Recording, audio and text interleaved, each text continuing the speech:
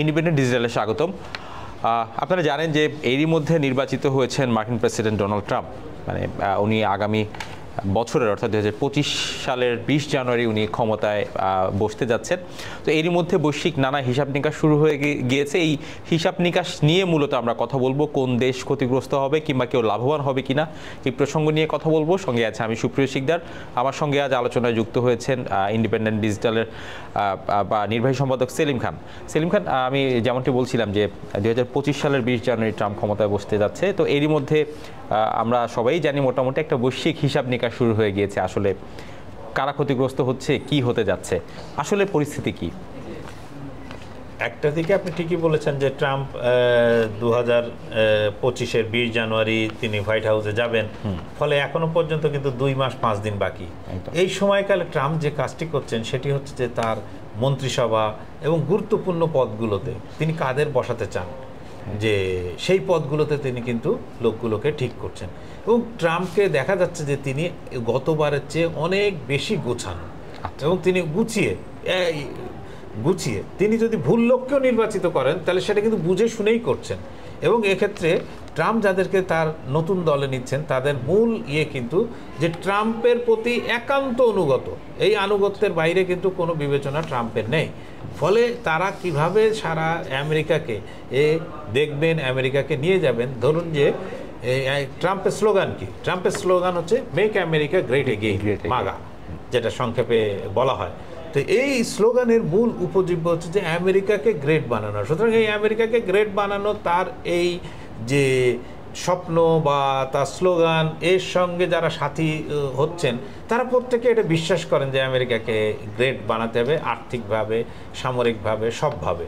এবং মূলত তিনি মনে করেন যে আর্থিকভাবে শক্তিশালী হলেই আমেরিকা তার গ্রেটনেসকে ধরে রাখতে পারবে, এই বিষয়ে তার কোনো সন্দেহ নেই। আচ্ছা আচ্ছা। তো সেলিম খান, আমরা জানি যে নির্বাচিত হওয়ার পর, মানে ডোনাল্ড ট্রাম্প নির্বাচিত হওয়ার পর সবচেয়ে বেশি আলোচিত হচ্ছে অভিবাসন নিয়ে। এই অবৈধ অভিবাসন নিয়ে ট্রাম্প আসলে কি নীতি গ্রহণ করতে যাচ্ছে, কি মনে হয়? অবৈধ অভিবাসন নিয়ে ট্রাম্প কিন্তু তার প্রথম জমানাতেই, যেটা 2017 থেকে 2021 পর্যন্ত উনি যে সময় পর্যন্ত ছিলেন, এই সময় কিন্তু ওনার ক্লিয়ার কাট একটা হিসাব ছিল যে এই অবৈধ অভিবাসী থাকতে দেওয়া যাবে না। বা অবৈধ অভিবাসী শুনলে অনেক সময় মনে হয় যে আরে এটা ইল্লিগাল জিনিসটা, ইল্লিগাল কেন হবে? কিন্তু আসলে যদি আমরা দেখি যে এই যে মানুষের জন্য যে বাউন্ডারি টানা হয়েছে, এটা কিন্তু একটা রাজনৈতিক বাউন্ডারি, এবং এই বাউন্ডারিগুলো কঠিন হয়েছে দ্বিতীয় বিশ্বযুদ্ধের পর থেকে। দ্বিতীয় বিশ্বযুদ্ধের আগে পর্যন্ত কিন্তু মানুষ এক জায়গা থেকে আরেক জায়গায় চলাচল করতে পারতো খুব সহজেই, কিন্তু যত দিন গেছে তত এই জায়গাগুলো আটকে দেওয়া হয়েছে এবং যত ধনাঢ্য দেশ তত সেখানে প্রবেশাধিকার সীমিত করা হয়েছে, এবং এগুলো করেছে কিন্তু সেই দেশের সরকারই। আচ্ছা, ট্রাম্পও এই কাজটি করতে চলছেন। আপনার পিউ রিসার্চের একটা তথ্য বলছে যে 2022-এর তথ্য, যে আমেরিকায় এই 2022-এর হিসাব অনুযায়ী প্রায় 1,10,00,000 উপরে অবৈধ অভিবাসী আছেন।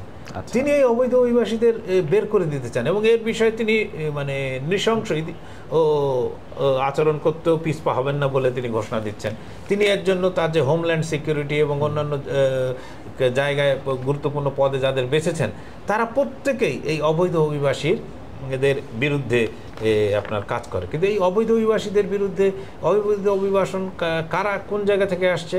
ওই অবৈধ অভিবাসনটা মূলত হয়েছে কিন্তু লাতিন আমেরিকার দেশগুলো থেকে, এবং লাতিন আমেরিকার সঙ্গে মেক্সিকো এবং অন্যান্য মূলত মেক্সিকো বর্ডার থেকে, যেখান থেকে আপনার এই যে অবৈধ অভিবাসীরা যাদের অবৈধভাবে বলি যে ঢুকছেন, তারা কিন্তু মূলত লাতিন আমেরিকার এই যে 1,10,00,000 লোকে, এদের অধিকাংশ কিন্তু আপনার এইসব দেশের, মানে লাতিন আমেরিকার বিভিন্ন দেশ, মেক্সিকো আছে, হন্ডুরাস আছে, চিলি আছে, ভেনেজুয়েলা আছে, আপনার গুয়াতেমালা আছে, এমন কোনো দেশ নেই যে এখানকার লোক কিন্তু ওইখানে মানে আমেরিকায় নেই।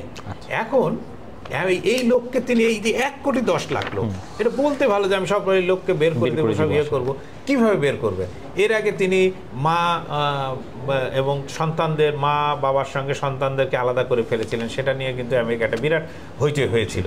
এবং এবার তিনি বলছেন যে তিনি এমন আইন করতে চান যে এইসব অবৈধ অভিবাসীদের যারা আমেরিকায় থাকবেন তাদের কোনো সন্তান হলে তারা আমেরিকার নাগরিক হবে না। বাবা মা কাউকে না কাউকে একজনকে আমেরিকান হতে হবে, তাহলে তাদের সন্তান যদি আমেরিকার মাটিতে জন্ম নেয় তাহলে আপনার আমেরিকান সিটিজেন হিসেবে তার সন্তানকে গণ্য করা হবে। এই জায়গায় যে সমস্যা, যে এই লাখ লাখ অভিবাসী যারা এতদিন ধরে একটা জীবনযাত্রা অভ্যস্ত হয়ে উঠেছে, আপনি চিন্তা করেন যে স্রোতটা একদিকে আসতো, সেই স্রোতটা যদি এখন বিপরীত দিকে শুরু করে, তাদের উপর এমন একটা ব্যবস্থা করা হয় যে এই আমি ধরে নিলাম যে 1,10,00,000 মানুষের মধ্যে 50-60 লাখ লোক লাতিন আমেরিকা থেকে আসছে, এবং তাদের যদি ওই বর্ডার দিয়ে ওইভাবে পার করে দেওয়া হয় এবং মানে ওই পাশে যদি আবার মেক্সিকো বা অন্যান্য দেশ যদি প্রতিরোধ গড়ে তোলে যে না এদেরকে আমরা ঢুকতে দেবো না, তাহলে কি বিপর্যয়কর একটা অবস্থা হবে আপনি বুঝতে পারছেন। আপনি চিন্তা করেন যে আমাদের দেশ থেকে অনেকে গিয়েছেন, গিয়ে অ্যাপ্লাই করেছেন, কেউ কারো অ্যাপ্লাই হয়তো এখনো গ্র্যান্ট হয়নি, অনেকে নানাভাবে আছেন, তারাও যদি হঠাৎ করে দেশে তাদেরকে ফেরত পাঠিয়ে দেওয়া হয়, এক ধরনের মানসিক বৈকল্যে আক্রান্ত হবেন তারা। প্লাস হচ্ছে মানে পুরো আমরাও ঠিকভাবে আমাদের জন্য একটা মানে আমাদের না, এটা পৃথিবীর সব দেশের মানুষ আমেরিকায়, কারণ ওই যেটা বললাম যে যত বড় লোকের দেশ বা যত ধনী দেশ সেই দেশে মানুষ যাবে, এটাই যেখানে কাজ আছে এসে আছে তাদের আগ্রহ হচ্ছে সেখানে। কিন্তু এখানে জাস্ট শুধু আমি শেষ কথা একটা বলে নিই, আমি জাস্ট ট্রাম্প যেদিন জিতেছেন সেদিন একজন বাংলাদেশি সাংবাদিকের সঙ্গে কথা বলছিলাম যে উনি আমেরিকাতেই, তো উনি আপনার একটা ট্রাম্পের সমর্থক, তিনি একটা পার্কে গেছেন কফি হাতে নিয়ে, বিকালবেলা পার্কে গিয়ে দেখেন যে এক লোক পরিষ্কার করছে, মানে অভিবাসী, সম্ভবত মানে হিসপ্যানিক আর কি। তার বক্তব্য হলো যে হিসপ্যানিক লোকটা তখন তার উনি তার সঙ্গে সম্ভাষণ বিনিময়ের পর বলে, শোনো তোমরা আমরা আছি বলেই ট্রাম্প জিতেছে। উনি তাকে জিজ্ঞাসা করছেন যে ট্রাম্প যে জিতছে তুমি কিভাবে দেখছো, তা তার উত্তরে উনি বলেছিলেন যে দেখো আমাদের মতন লোক আছে বলেই কিন্তু তোমরা এই বিকেলবেলা এসে এই পরিষ্কার পরিচ্ছন্ন পার্কটাতে বসতে পারছো, তা নাহলে কিন্তু বসতে পারবা না। ঠিক আছে, তা এর মধ্যেই কিন্তু একটা বিরাট গভীর মানে উত্তর লুকিয়ে আছে যে এই অভিবাসীদের বের করে দিলে আসলে আমেরিকায় কি হবে। সেলিম খান, আমরা দেখেছিলাম যে বুথ ফেরত যে জরিপ, তখন একটা বড় পরিসংখ্যান ছিল যে ট্রাম্পের জয় কিংবা ট্রাম্পের ভোটের পেছনে তরুণদের ভূমিকাটা সবচেয়ে বেশি ছিল। তারা তাদের কর্মসংস্থান, চাকরি নিশ্চয়তা, এই নানা বিষয় নিয়ে আলোচনা করেছিল। তো যখন অভিবাসন নীতিটা এই জায়গায় ট্রাম্প কঠোর হবে, সেক্ষেত্রে কি তরুণদের মনোবাঞ্ছা কিছুটা পূরণ কম হতে পারে কি? না দেখুন, অভিবাসী যারা বিশেষত ইলিগাল ইমিগ্রেন্টদের জন্য তো লিগাল কাজ দেয়া যায় না। আপনি ইলিগাল ইমিগ্রেন্টরা কাজ করেন কিন্তু অনেক, যেগুলোকে ধরেন আমরা খুব ভদ্র ভাষায় অড জব বলি। আপনি ধরেন ঢাকা শহরেও যে আপনি কাল থেকে যদি মনে করেন যে ঢাকা শহরে একটা পাঁচিল তোলা হলো যে যেখানে বাইরে থেকে কোনো ঢাকার বাইরে থেকে গ্রাম থেকে কোনো লোক আসবে না, তাহলে আপনি এই যে রিক্সা চালক বলেন, আপনার বাসার কাজের লোকটি বলেন, আপনাদের বিভিন্ন বাড়ির সামনে যে সিকিউরিটিদের দেখেন সেই সিকিউরিটির লোক বলেন, এইরকম নানা হরেক পদে যারা সবজি বিক্রি করেন, যারা বাজারে বিভিন্ন ছোটোখাটো হোটেলে কাজ করেন, এই কাজগুলো কে করবে? এই কাজগুলো করার জন্য কিন্তু ঢাকা শহরে কোনো লোক নেই, আপনি কিন্তু এদেরকে ডেকে পাবেন না। ঠিক একই সমস্যা কিন্তু এই যে আমেরিকান ইউথদের কথা বলছেন, তারা হোয়াইট কলার জব চায়, তারা তো চায় না যে ওই অবৈধ অভিবাসীরা গিয়ে যে কাজ করেন সেই কাজ তারা তো করবে না, তারা তো কারোর বাথরুম পরিষ্কার করতে যাবে না, তারা চায় যে ভালো সুন্দর কাজ করব, গাড়ি চালিয়ে যাব, ও মোটা অঙ্কের বেতন পাবো, এই ধরনের কাজের জন্য তারা ঘুরছে। তাদের সঙ্গে কিন্তু এই অবৈধ অভিবাসীদের চলে যাওয়ার কোনো বিশেষ সম্পর্ক নেই। আচ্ছা, সেলিম খান, আমরা জানি যে ট্রাম্পকে যদি বলা হয়, ট্রাম্প নামের সাথে ব্যবসা ওতপ্রোতভাবে জড়িত, ব্যবসায়ী ট্রাম্প আর কি। তো সেক্ষেত্রে ট্রাম্পের সবচেয়ে প্রিয় শব্দ ট্যারিফ নিয়ে যদি জোরদার প্রচারণা শুরু করে ট্রাম্প, সেক্ষেত্রে কোন কোন দেশ ক্ষতিগ্রস্ত হতে পারে এবং নিজ আমেরিকার কি অবস্থা হবে? ট্রাম্প তো আসলে ট্যারিফ তো প্রচার করার কোনো বিষয় না, ট্যারিফ হচ্ছে আরোপ করার বিষয়, যে কর আরোপ করবে, ঠিক আছে। কিন্তু ওনার খুবই প্রিয় শব্দ যে ট্যারিফ। তার মানে আমি যখন প্রেসিডেন্ট হব তখন দেশে কত ইনকাম হবে, দেশের এক্সচেকার বা রাজস্ব ফুলে ফেপে উঠবে, এই বিষয়টা উনি দেখাতে অনেক বেশি অভ্যস্ত। আমরা আগের এক আলোচনায় বলেছিলাম যে প্রায় $4 ট্রিলিয়ন সমপরিমাণ আপনার জিনিস বিশ্বের বিভিন্ন দেশ থেকে আমেরিকা আমদানি করে। ঠিক আছে, এই যে আমদানি পণ্যের উপর উনি মিনিমাম আমদানি পণ্যের উপর 20% ট্যাক্স বসাতে চান। তো যে মানা গেল যে উনি ট্যাক্স বসালেন, ট্যাক্স বসানোর পরে ওই পণ্যটির যে দাম হবে সেই দামটা কে শোধ করবে? সেই দামটা আমেরিকানদের শোধ করতে হবে। আমেরিকানরা, এই যে আমেরিকান ভোক্তা যারা, সেটা তিনি আমেরিকান হন বা বাইরের যিনি হন, যিনি আমেরিকা থেকে ওই জিনিস প্রোডাক্টটা কিনবেন তিনি ভোগ করবেন, তাকে শোধ করতে হবে। সুতরাং এইটা মানে আমেরিকার এক্সচেকারে যে বাড়তি পয়সাটা জমা হবে সেটা কিন্তু ওই আমেরিকান নাগরিকদেরই পয়সা, সেটা কিন্তু বাইরের কারো পয়সা না। 2, এর ফলে আমেরিকান নাগরিকরা যখন ধরেন একটা জিনিসের দাম বেড়ে যাবে তখন তারা কি করতে পারে? তারা হয়তো জিনিসটা কেনা কমিয়ে দেবে, তাদের বাইং ক্যাপাসিটি কমতে পারে, তাদের কনজামশন কমতে পারে। আমেরিকা একটা কনজিউমারিস্টিক সোসাইটি, সুতরাং সেখানে যদি বাইং ক্যাপাসিটি কমে, মানে কনজামশন কমে, তাহলে কি হবে? তাহলে হবে যে তাদের আমদানি কমে যাবে। আমদানি কমলে কি হবে? যে দেশগুলো আমেরিকার এই বিরাট বাজারে রপ্তানি করে টিকে ছিল বা টিকে থাকার চেষ্টা করতো, যেমন ধরো আমরা বিপুল পরিমাণ গার্মেন্টস পণ্য আমেরিকায় রপ্তানি করি, এখন ওখানে আমাদের পণ্যের উপর 20% ট্যারিফ বসিয়ে দিল ট্রাম্প প্রশাসন। তাহলে স্বাভাবিকভাবেই যে লোকটা বছরে 5টা কি 6টা ট্রাউজার কিনতো বা শার্ট কিনতো বা অন্যান্য জিনিস কিনতো, এটা সেই সংখ্যক হয়তো কিনবে না, তার চেয়ে কম কিনবে। কিনলে কি হবে? কিনলে হবে যে আমরা কেন, যারা এই গার্মেন্টস পণ্য আমেরিকায় রপ্তানি করে তারা প্রত্যেকের অর্ডার কমে যাবে। অর্ডার কমলে কি হবে? আমার দেশের লোক যারা গার্মেন্টসে চাকরি করেন তারা চাকরি হারানো বা কাজ হারানোর একটা আশঙ্কা দেখা দেবে।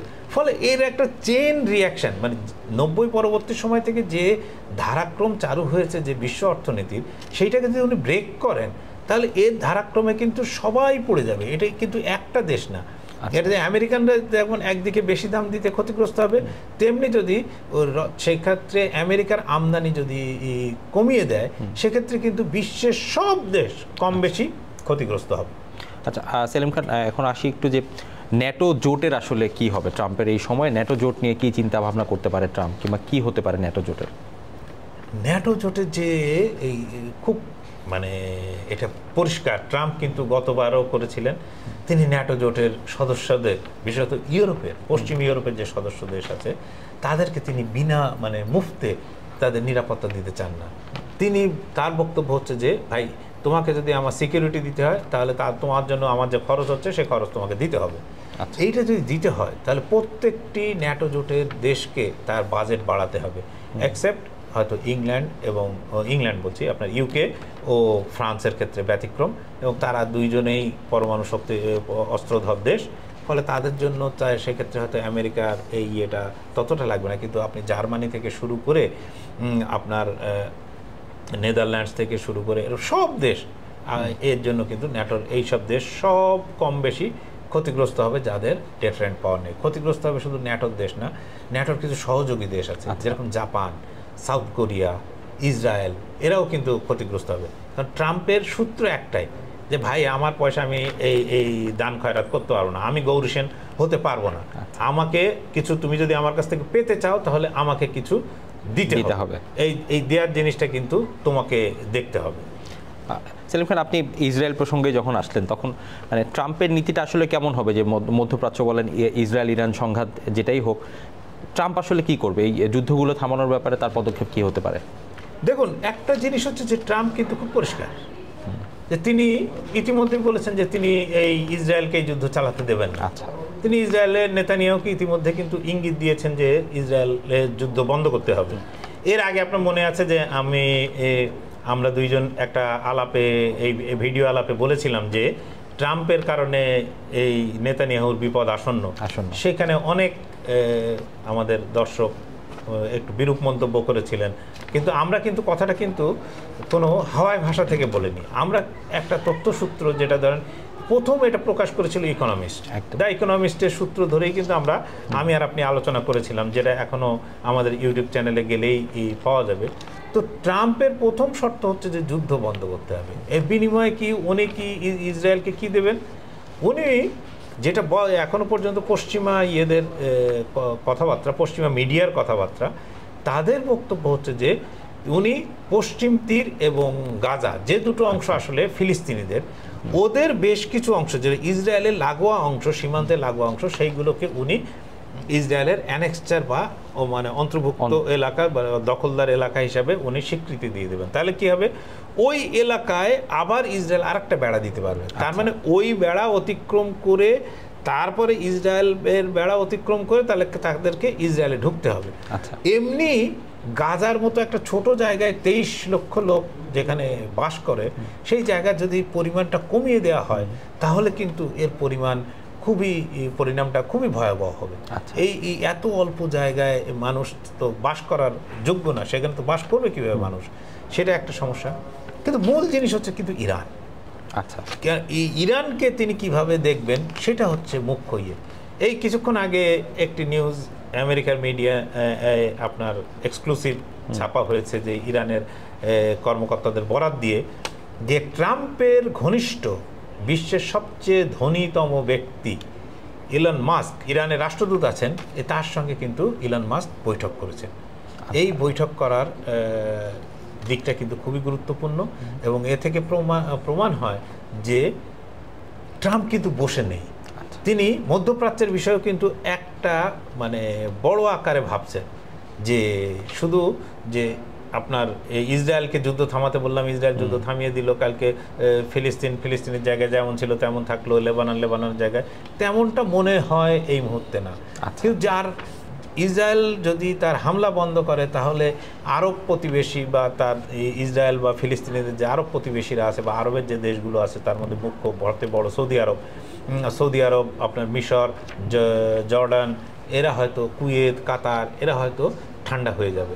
এবং এদেরকে ঠান্ডা করাটা ইয়ের জন্য ইলন মাস্ক বলি আর তার গুরু ডোনাল্ড ট্রাম্প বলি, দুইজনের জন্য খুবই গুরুত্বপূর্ণ।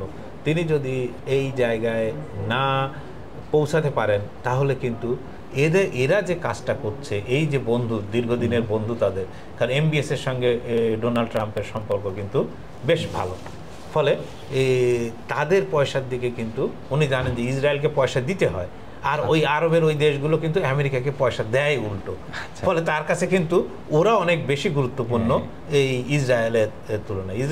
ইসরায়েলকে তারা টিকিয়ে রাখবেন, সব করবেন, কিন্তু ওদেরকে কিন্তু ছাড়বেন না। প্লাস হচ্ছে যে ইরানের সঙ্গে হয়তো উনি গত টার্মে যেভাবে গেছিলেন সেভাবে হয়তো নাও যেতে পারেন। এই ইলন মাস্কের আপনার বৈঠকটা তারও একটা ইঙ্গিত হতে পারে, সেটা এখন আমাদেরকে দেখতে হবে। উনি ক্ষমতায় বসা এবং তারপরে আরও সময় গেলে তখন আমরা বলতে পারবো যে কি এই মধ্যপ্রাচ্যের বিষয়টা উনি কীভাবে সামলাবেন। ধন্যবাদ সেলিম খান। আজ এ পর্যন্তই। ট্রাম্পের ক্ষমতার সময়, অর্থাৎ ট্রাম্প ক্ষমতায় বসার পর কি কি করবেন সেটা জানতে আমাদেরকে আসলে অপেক্ষা করতে হবে জানুয়ারির 20 তারিখ পর্যন্ত। এরপরে হয়তো আমরা একটি ফলপ্রসূ সিদ্ধান্ত ট্রাম্পের তরফ থেকে দেখতে পারবো। সে পর্যন্ত দেশ বিদেশের যে কোনো খবর জানতে ইন্ডিপেন্ডেন্ট ডিজিটালের সঙ্গে থাকুন, ভিজিট করুন itbbd.com।